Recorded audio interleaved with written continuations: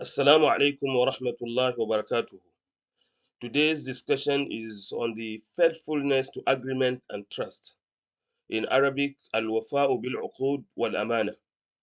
As we've explained earlier, our argument will be based on Quranic verses and the lessons from psychology and counseling, that is what we are going to figure out from Quranic verses. In the name of Allah, the most gracious, the most merciful. All praise is due to Allah, the Lord of the worlds. O Allah, guide us to the straight path. O Allah, as we gather here to listen to the glorious Quran, make its lessons beneficial to all of us. Accept our prayers in this sacred month of Ramadan. O Allah, protect us from the evildoers and protect us from committing sins in this month and beyond. Have mercy on our departed scholars, parents, brothers, friends, and neighbors. O Allah, guide us to interpret the glorious Quran correctly in the way you want and not the way we desire. As I've introduced earlier, our discussion is on the fulfillment or faithfulness to agreement and trust in Islam. We are expected to note this uh, in whichever agreement or trust you have been trusted with, or in any agreement that you have signed with somebody, you are expected to be faithful in this particular agreement or trust that you've been given to look after. Uh, I said al-wafa'u bil uqud wal amana fil Islam. Primarily, we are going to look at Quran 5 verse 1, that is Ma'idah, Quran 4 verse 135, and so we are going to look at other Quranic verses and traditions of the Holy Prophet sallallahu alaihi wasallam. The next thing that we are expected to look at is this. Allah says justice as a moral obligation. We are going to start with Quran 4 verse 135. Allah said we should do justice to whatever contract, whatever agreement we've entered with some people. That is justice as a moral obligation. It is a moral obligation upon each and every one of us. As a Muslim, you are expected to submit yourself to the do's and don'ts of Allah, to the limitations of Allah. You are not supposed to go against the obligations or anything that Allah has enshrined in His book. The Arabic text of this verse says, Ya ayyuhalladhina amanu كونوا قوامين بالقسط شهداء لله ولو على أنفسكم أو الوالدين والأقربين إن يكن غنيا أو فقيرا فالله أولى بهما فلا تتبعوا الهوى أن تعدلوا وإن تلووا أو تعرضوا فإن الله كان بما تعملون خبيرا.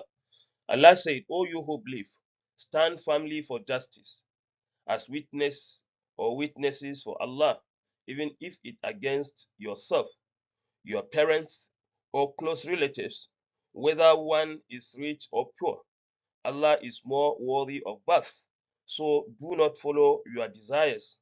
Let you fail to be just.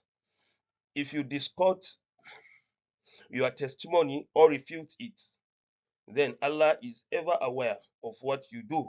So this is the verse that we are going to deepen our explanation on it. Uh, in this verse, there are keywords where Allah said, Kunu qawamin, that is, constantly uphold justice. You are not supposed to change anything that has to do with justice. Testify sincerely for Allah. Your testification or your witness is going to be done based on what Allah has enshrined in His book, not for personal benefit.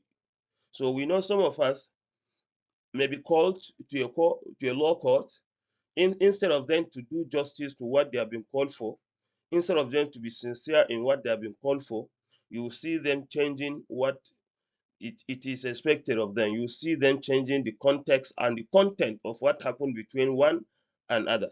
So we should understand this. Allah called, as He said, Ya ayyuhalladhina amanu. He said, those who believe, oh you, those who believe, kunu qawwamina bil qisti shuhada. You should stand firmly for justice. That is the crux of the matter today. We are expected to stand firmly for justice wherever we find ourselves.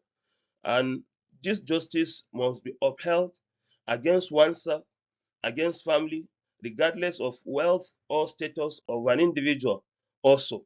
So we are going to look at classical Quranic commentators. What have they said about this particular portion of the Holy Quran?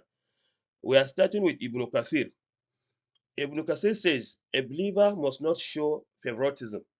As a believer, if something has happened and that thing is against you or is against your brother, your sister, your siblings, German brother, or also you are expected to be just. You are expected to stand firmly for just.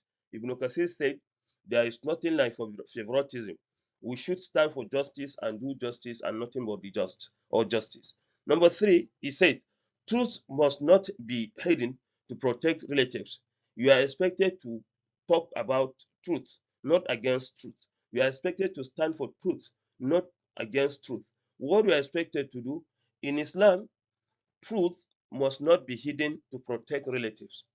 If your relatives are not sincere in their dealings, they are not sincere in their agreement, they are not sincere in their trust, what are you supposed to do as a believer? You don't hide just to protect them. You are expected to be truthful in what happened between you and your brother. You are expected to be truthful in the transaction between you and your brother, between you and any person that is not your brother, even between you and animals. You are expected to be what? Just and be truthful in whatever you are going to do. Number four, based on what he said, distorting testimony is a major sin. For you to distort testimony, instead of to give good testimony, to give what happens rightly, to just point out what has happened correctly, you are not supposed to distort the narration. You are not supposed to distort distrust. You are not supposed to distort the agreement that you have embarked upon between you and someone. This is what Allah is saying. Allah said in Quran 4, verse 135, that we should uphold justice. We should be very, very careful about favoritism, and we should not distort any testimony that we have been called to do also. Where are the psychological and counseling insights from this particular verse?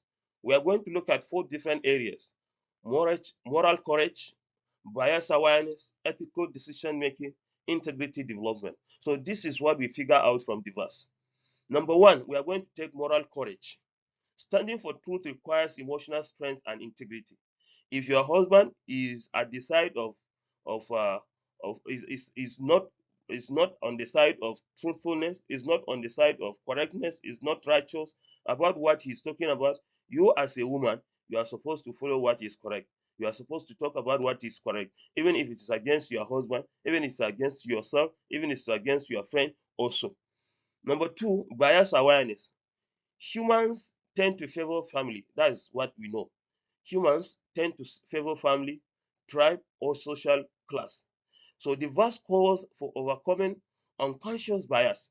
We should understand that in the course of justice, there are unconscious bias or biases that we may experience. So this verse is telling us that we should overcome unconscious biases. We should not go against the limitations of Allah because of our family, because we want to favor our family, because we want to favor our tribes, because we want to favor our social class. All these are not good. We are not supposed to do that. If you have done that, it's against the ethics of Allah. It is against the limitations of Allah. The next thing is number three, ethical decision making. Justice requires controlling emotions. You must control your emotion in the course of justice. Desires, you must control your desires. And personal gain, you must control this. This is where some of our judges, some of our lawyers, some of our colleagues, some of our scholars, some of our brothers and sisters, almost everybody has fallen here. Almost everybody is found wanting here.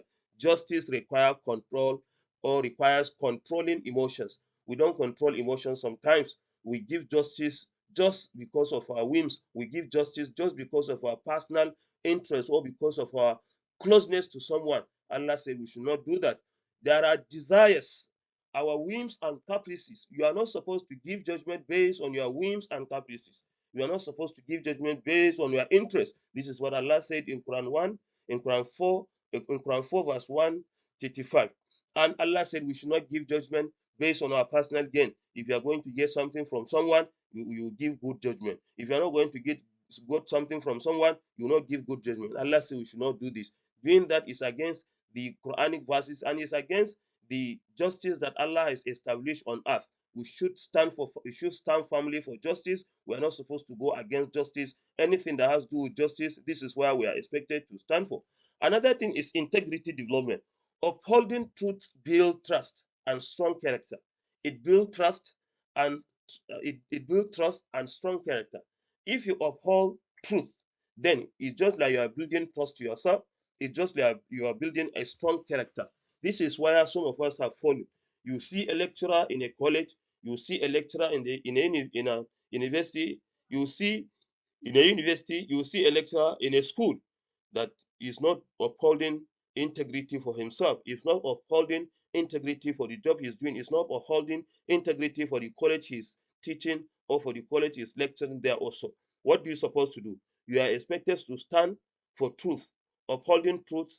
This is what you're expected to do. You are expected to stand firmly to defend what is correct. And anything that is not good, you are not supposed to defend it. Some of us that we are doing things that are not good, either between us and our students, either between us and their parents, or either between us and the institution we are working with or we are working for. We are not supposed to do anything that has contradict truth, that has to contradict justice. We are supposed to stand firmly for justice. We are supposed to stand firmly for truthfulness and so.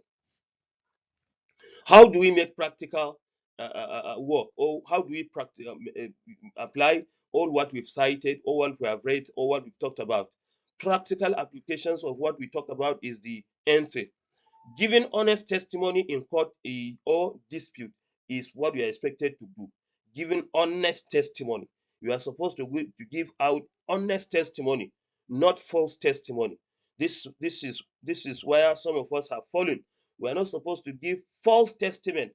We are supposed to give honest testament. This is what Quran is talking about. Number two, fair grading and assessment in schools. We are supposed to be grade students fairly. We are supposed to assess them with trust and justice. We are not supposed to change the result. We are not supposed to favor other people against against the ethics of the work or against the limitations of the work. We are not supposed to do that. What we are expected to do is to be fair in our grading system, and we are expected to assess our students based on their performance, not based on the relationship between you and a student, not based on what the student has given to you, not based on what the school wants you to do. Do this, change the result, I will give you this. Or not what the parents want. Maybe parent will give you something to change the result or to give up the result. You're not supposed to do that. And not only this, number three, fair leadership and administration. You are expected to be fair in your leadership and administration. Anything that has to do with leadership, you don't you don't go for bias, you don't go for injustice, you don't go for favoritism. You are supposed to focus on what Allah has called you to do, be it a position of a local government, upper position or higher position. This is what I'm expected to do. There should be no any bias in leadership. There should be no any bias in administration. You are supposed to uh, you are supposed to establish justice. You are supposed to give testimony that is good, that is honest testimony in whatever you are doing for your fellow or followers, in whatever you are doing for your subject. This is what you are expected to do. Number four, avoiding tribalism.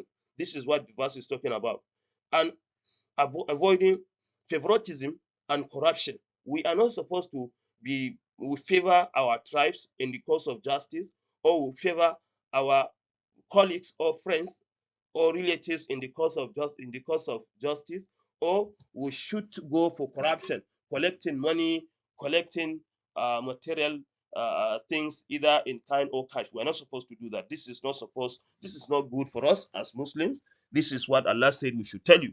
And number five, speaking truth even when difficult. This is what we're expected to do. You are expected to speak truth when difficult, even if that thing is very difficult. You are expected to establish or to say it. This is what Allah asks you to say or to do. Allah said we should stand firmly with justice. We are not supposed to go against justice. We are supposed to go with honest testimony and not false testimony also. We are going to look at another verse, that is Quran 5 verse 8. Allah says, Ya ayyuhalladhina amanu, O you who believe. This is what Allah says. Allah is talking about those that have believed. He said, Kunu qawwamina lillahi شهداء بالقسط ولا يجرمنكم شنآن قوم على ألا تعدلوا اعدلوا هو أقرب للتقوى واتقوا الله إن الله خبير بما تعملون. This is Quran 5 verse 5. Allah said, O you who believe, stand firm for Allah as witnesses in justice. Let not the hatred of people lead you to be unjust. Be just, that is closer to righteousness, that is closer to taqwa. And fear Allah. Indeed, Allah is aware of what you do. We should take a look at this verse again. Allah said, O you who believe. Allah is talking to those, and Allah is talking with those that have believed. If you are a believer, you are part of this portion. If you are part of this verse that Allah is calling on you, that you should stand firm for justice. Anything that has to do with justice, anything that has to do with witnesses in justice, Allah says you should stand firm for it. You should stand firm in giving out what is correct in justice. And Allah said, let not the hatred of people lead you to be unjust. Sometimes, if somebody is your rival, if somebody is your partner, if somebody is your colleague, if somebody is your enemy, we don't give justice, we don't give correct position of what we've seen. We don't give correct position of what had happened. Allah said, no, we should not do that. Let not the hatred of people lead you to be unjust. Even if that justice, or what you are going to give is against your personal gain and is for your enemy. Your enemy is the one that stands, or is the one that is standing for the justice, is the one that is close to the Quranic injunctions and what have you. You should give him the just treatment. You should give him the judge. You should give him the correct position of what happened. Let not the hatred of that your enemy lead you to be unjust. Let not the hatred of that your person, or that person that is working against you, uh, lead you to be unjust in the course of interacting with him, in the course of discharging justice to him or for him. You are not supposed to change it. Allah said, be just in whatever you are doing. In any work that you are doing, be just. That is closer to righteousness. Be it in market, at school, in a family, be it in a farm, wherever you find yourself, in a car, wherever you find yourself, Allah said, be just. That is closer to righteousness. I'm calling on each and every one of us that we should do justice in whatever we are doing. We should not change the position of correctness. We should not change the position of what Allah said is correct, and fear Allah in these dealings, in whatever contract you are doing with someone. Allah says you should fear him. Why must you fear Allah? Because if you didn't fear him, Allah would definitely cast you into his destruction, into his hellfire. Allah has promised that anybody that goes against his limitation, that person should get prepared. The person will be cast into the hellfire. And Allah said, indeed, Allah is aware of what we do. Whatever you change, if you change the justice content, if you change the honest, if you change the witnesses that Allah says you should give because of your whims, because of favoritism, because of your family, because of your tribal sentiment, because of anything, Allah said He is aware of what you do. That is to say that if you go in the hereafter, Allah will give you the account of what you've done. Allah will tell you that you've done this, you've gone against this, you are not supposed to do that. This is what Allah said uh, in this Quran 5 verse 8. Allah said, stand firmly for Allah alone and not for personal interest. He said, Kumu kawamina lillahi shuhada bil qisti. He said, shuhada bil qisti. That is, bear witness with fairness and truth. He said, Wala yajrimannakum shana'anu qawm. Shana'anu qawm, that is intense hatred or hostility toward people. Even if that person is your enemy, Allah says you should not go against his limitation. Be just, that is nearest to perfection. That is nearest to taqwa. Allah said justice must not be influenced by emotions or by conflict. Anything that we know about justice, we should not allow our emotion to control us in the course of giving judgment. We should not allow conflict to change our mind in the course of giving judgment. We are expected to be judged just. Allah said, if you are just, Allah is with you and He will give you the account of what you've done on this earth.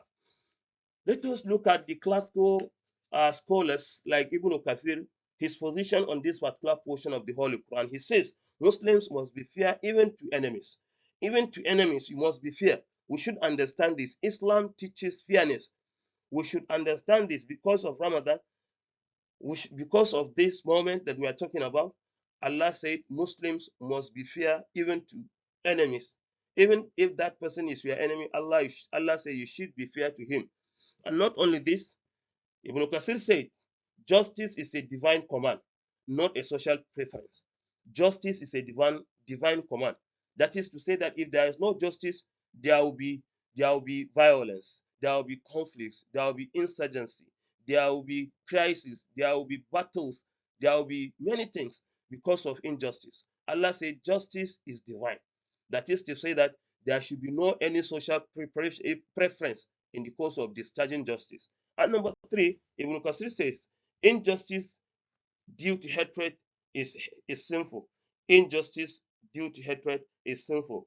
Even if you hate somebody, but you are supposed to discharge justice to him, you are supposed to give correct position of what happened. Allah said, Ya ayyuhalladhina amanu, awfu bil uqud. This is another portion of the Holy Quran, Quran 5 verse 1. Allah said, "Oh, you who believe, fulfill your contract. That is the agreement. That is the trust. That is being trusted in on you. That is the agreement that you have signed." Allah said, "We should fulfill our contracts. We should fulfill our agreement, be it business agreement, be it contract agreement, be it marriage agreement, be it anything that has to do with agreement." Allah said, We should fulfill our contracts. We should fulfill our covenants. We should fulfill our agreement. This is what Allah is saying about this particular verse of the Holy Quran. Allah is talking about those that have believed. Anybody is not a believer, anybody did not accept what Allah is talking about, he is not part of this verse. Allah talks directly to those who believe. He said, fulfill your contract. Why Allah addresses believers? Allah begins with all you who believe to show faith requires ethical conduct. And not only this, commitment to agreement is part of a man. Somebody that is not a believer may not commit fully to agreement that they are signed. A believer's identity is reflected in integrity. A believer's identity is reflected in integrity.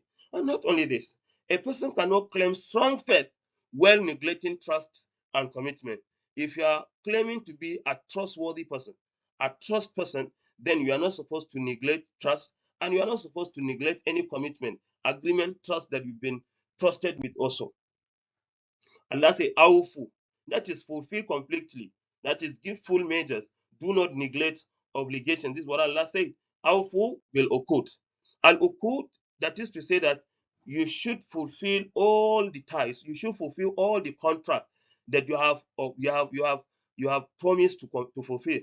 This indicates binding moral, legal, social, and spiritual obligations. It is binding upon you. If you have taken a position that yes, you are going to do that, you should fulfill that particular portion. Breaking agreement is like loosening a knot that holds society together. So if for you to break an agreement, it's like loosening a knot. It's like loosening a knot that holds society together. What do we supposed to do? We're expected to tie the knot. We should tie the knot. In the course of in the course of doing that, it holds society together. It gives us moral direction and so. And not only this, Allah said, Awfu bil uqud. Let us look at what the classical Quranic commentators have said about this. I'm going to take Ibn Kathir. Ibn Kathir said, include all lawful obligations, covenants, and duties. Anything that you have taken lawful, Allah said you should fulfill that particular thing. If it is a covenant, Allah said you should fulfill it. If it is a duty that you have taken that you want to do it, Allah said you should fulfill it. And let us look at what Abadi said. Labari says, Awfu bil uqud covers agreements between humans and Allah and between humans and others. We should understand this. Allah said, Ya ayyuhalladhina amanu awfu bil uqud, Quran 5 verse 1. O you who have believed, you should fulfill your agreement. You should fulfill your contract. Let us look at what Imam Bagawi said. Imam Bagawi said, fulfillment of trust or contract, be it religious duties, promises that you have taken, trust that you've been bestowed on you, and the rights that is being given to you, you are expected to fulfill it. Allah said, Ya ayyuhalladhina amanu awfu bil uqud. Let us look at ahad ma'allah. That is covenant with Allah. The greatest contract is the covenant with Allah. If you have covenanted, if you have been covenanted, you have covenanted yourself, you have taken covenant that you are going to worship Allah alone, you should fulfill that. If you mention that you are going to obey His commands alone, you should fulfill that. If you have covenanted that you are going to follow His guidance alone, you should fulfill that. You are not supposed to change your uh, covenant. Allah said, "Alam ahad ilaykum ya bani Adam Allah ta'budu shaitan." This is what Allah said in Quran 6 verse 60. Allah said, "Did I not command you, O children of Adam, that you should not worship shaitan and you should not follow his footsteps?" That is to say that faithfulness to Allah's covenant is the foundation of all other trust. If we fulfill the covenant that you have taken between you and Allah, it gives a very good foundation and it gives a very good trust. We should take a look at covenant or agreements with people. In Islam regulates human relationship through contracts, be it marriage contract, be it business contract, be it debts and loans contract, be it employment duties, be it partnership, and so Allah has regulated everything. We should understand that there are verses. If we've covenanted that we are going to do something for someone, be it marriage, be it business, be it debts, be it employment, be it partnership, we should fulfill that. This is what Allah said. Allah said we should fulfill that covenant. We should fulfill that contract. Social stability depends on honoring agreement. For you to be at least to be stable in your society, it depends on honoring agreement. If there is no any honoring, you are not honoring agreement in your community or in your society, then there will be problem, there will be chaos. Another thing is moral and social commitments of these particular portions of the Holy Quran that we have mentioned or recited. Beyond legal contract, Islam includes keeping promises, confidentiality, leading responsibilities, safeguarding entrusted property are what we are expected to do. And not only this, trust is a moral obligation, even when not written. It's a moral obligation, even if you are not written it down. You are supposed to what fulfill that particular trust also. Accountability for covenants. Allah said, وَأَوْفُوا بِالْعَهْدِ إِنَّ الْعَهْدَ كَانَ مَسْئُولًا. That is, fulfill all the contract that you have taken for yourself, because all contract will be asked before Allah. This is Quran 17 verse 34. Allah said every promise becomes a responsibility before Allah. And not only this, words are moral commitment, not casual expression. Allah will ask you on words that you have mentioned, that you have said, or that you have uttered. Allah is going to ask you concerning that. And not only this, trustworthiness as a sign of true believer. Trustworthiness is a sign of true believer. We should understand this. Allah said, وَالَّذِينَ هُمْ لِأَمَانَاتِهِمْ وَعَهْدِهِمْ رَاءُونَ. Those, they are those who are faithful to their trusts and their promises. Allah mentioned this in Quran 23 verse 8. He said, that is Surah Al-Mu'minun. وَالَّذِينَ هُمْ لِأَمَانَاتِهِمْ وَعَهْدِهِمْ رَاءُونَ. They are those who are faithful to their trust and their promises. If you are a believer, you may be faithful. You will be faithful to your trust. If you are a believer, you will be faithful to your promises. Allah is talking about the qualities of believers. He's talking about attitude of believers, characteristics of believers. He said they fulfill their trust and they fulfill their promises. Guarding trust distinguishes sincere believers. For you to guard trust, for you to protect trust, for you to stand firm for justice, for trust, it shows your sincerity as a believer. Faith is proven through reliability and responsibility. So your faith is being proven through reliability and responsibility. Let us look at rendering trust is a divine sign. For you to render trust is a divine sign. Allah says, "Inna Allah ya'murukum an tu'addu al-amanat ila ahliha." Allah is calling on you that you should give out amanat, trust, ila ahliha, to their rightful owners. Indeed, Allah commands you to render trust to Him. They are if they are due.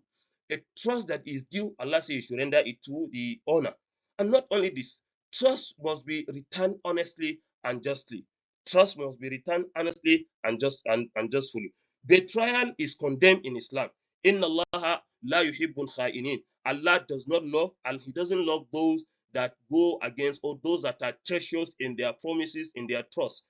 Indeed, Allah does not love the treacherous people. Betrayal destroys trust and displeases Allah. Allah doesn't like that. The great trust of humanity. Allah says, "Inna aradna al-amanati ala samawati wal ard."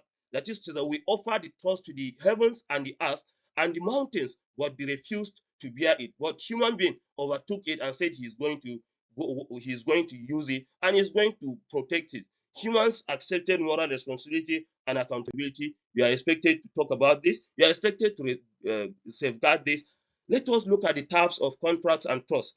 Agreement with Allah, worship and obedience, agreement with people, marriage, business dealings, loans and responsibilities, moral obligations, promises, confidentiality, leadership, trust. All these are expected to be what? Fulfilled by a believer. And not only this, Allah talks about, or the Holy Prophet ﷺ initiated in his tradition. The Prophet says, Sallallahu Alaihi Wasallam, may Allah be pleased with him, the signs of hypocrites are three. He said, when they speak or when he speaks, he lies. When he promises, he breaks it. When he is entrusted, he bestows or he bestrays the trust that is being given to him. This tradition is in Bukhari and Muslim. Breaking trust contradicts true faith. We should understand this. Ethical and spiritual commentary. Number one, faithfulness to agreement. Number two, strengthen faith. Number three, uh, promote justice. Number four, it preserves rights. It builds trust in society.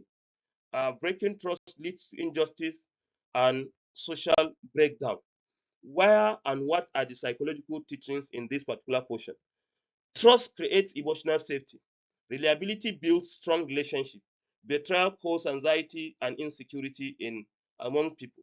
Integrity strengthens self-worth. We should understand this. Social importance, trustworthiness, strengthens families.